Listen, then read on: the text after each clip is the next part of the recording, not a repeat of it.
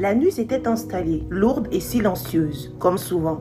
Mais en ce jeudi saint où les familles se recueillent et espèrent, l'ange de la mort a surpris Angecier. À Boromba, cette nuit-là a brisé bien plus que le calme. Elle a arraché une vie, foudroyé un destin et plongé toute une communauté dans une douleur indicible. Sur tous les visages, la même stupeur. Dans les regards, une incompréhension qui refuse encore de céder à la réalité. Angecier n'est plus. À seulement 29 ans, celui qui avait choisi de consacrer sa vie à sauver celle des autres s'est éteint brutalement, sans avertissement, sans au revoir. C'était mon petit papa, en même temps mon Jimbo. Il n'était pas malade. Car le jeudi saint, il a fait la messe. Il a fini à minuit. Et puis il est parti se coucher. Il s'est réveillé en ciseaux. Il a dit à son cousin qu'il a fait un rêve, mais ça me fait peur. Donc je vais aller pisser et puis je vais venir t'expliquer. Il allait pisser. Malheureusement, on ne sait pas c'est quoi il a eu en route. Il a crié le nom de son frère, Alfred, et toutes ses forces. Et puis il est tombé. Le jour où il est venu le trouver, il était déjà à terre. Donc il a couru pour aller voir le papa. Le vieux est venu, il est venu trouver que Ange était déjà glacé. Il a pris Ange pour mettre dans la voiture en allant à l'hôpital.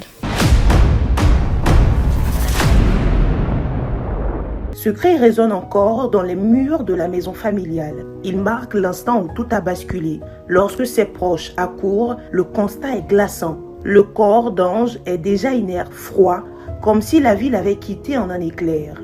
Les tentatives d'évacuation n'y changeront rien. Ange venait pourtant de franchir une étape décisive de sa vie.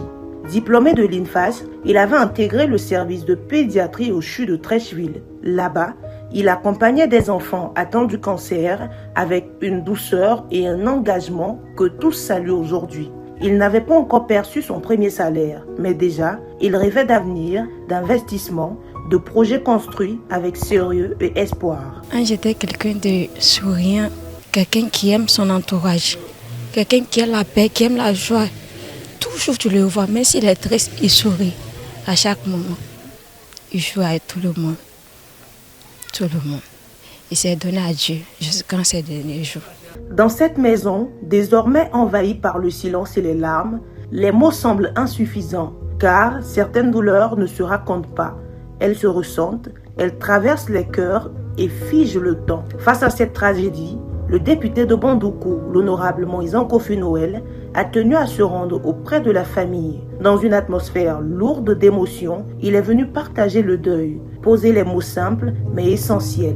Ici, point de grand discours, juste une présence, une main posée, un regard compatissant et cette conviction exprimée avec gravité. Dans ces moments où la raison humaine s'efface, il faut s'en remettre à Dieu, seul détenteur du sens des événements. Sa visite, discrète mais profondément humaine, s'inscrit dans une démarche plus large. Car, au-delà de ce deuil, l'honorable a multiplié les rencontres dans la région. À Boromba, à Tissié, à Bandoukou, il est allé vers les familles, tantôt pour présenter des condoléances, tantôt pour témoigner sa solidarité. Il a notamment rendu visite à un doyen, figure historique et pionnière de son engagement politique dans les périodes les plus difficiles. Une manière de saluer la mémoire vivante, mais aussi de rappeler que les liens humains dépassent les circonstances. Dans chacune de ces étapes, un même fil conducteur, la proximité, celle qui ne se proclame pas, mais qui se vit au contact direct des populations,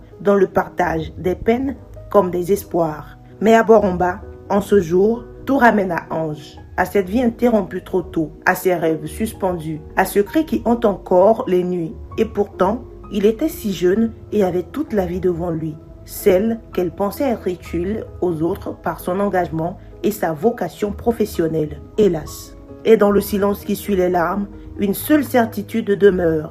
Certaines absences ne se comblent jamais, mais dans la mémoire de ceux qu'il a aimés, dans le souvenir des enfants qu'il a soignés, Ange continue de vivre autrement, mais intensement. L'homme n'est rien, oh, l'homme n'est rien, l'homme n'est rien, oh, l'homme n'est rien.